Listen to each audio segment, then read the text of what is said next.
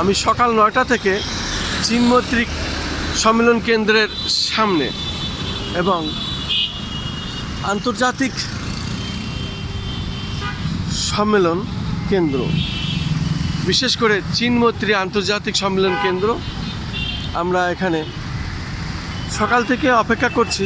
মাননীয় প্রধানমন্ত্রী আসবেন। বিশেষ করে জুলাই যোদ্ধা অ্যাসোসিয়েশন এবং জুলাই যোদ্ধা যারা নিহত আহত হয়েছিলেন, পঙ্গু হয়েছিলেন, তাদের পরিবারদের সাথেই মাননীয় প্রধানমন্ত্রী সাক্ষাৎ করবেন, বিষয়বস্তুটি জানবেন। আজকে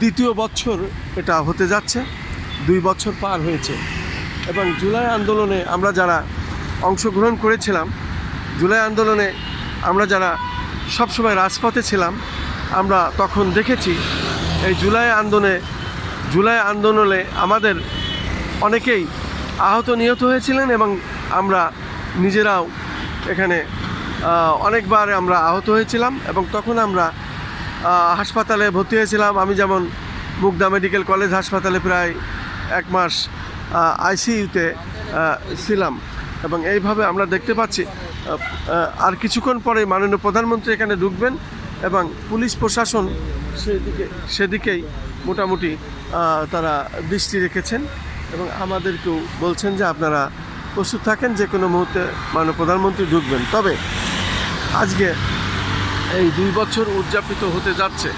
আমরা দেখতে পাচ্ছি আন্তর্জাতিক চীন মৈত্রী সম্মেলন কেন্দ্রের সামনেই আমি আছি এবং সেটাই আমি ধারণ করছি। কারণ দেখা যাচ্ছে এই আন্দোলন সংগ্রামে, এই জুলাই আন্দোলন সংগ্রামে আমরা ছিলাম এবং আমরা অনেক সময় এখানে আহত হয়েছিলাম।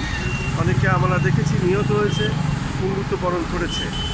আমিও কয়েকবার এখানে অসুস্থ হয়ে যায়, হাসপাতালে ভর্তি হই।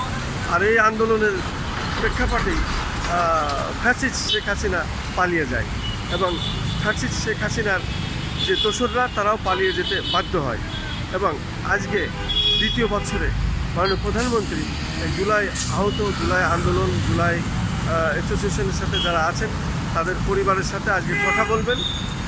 সেই অপেক্ষায় আমরা আছি। যে কোনো মুহূর্তে মাননীয় প্রধানমন্ত্রী রওনা হয়েছেন, উনি পৌঁছাতেন।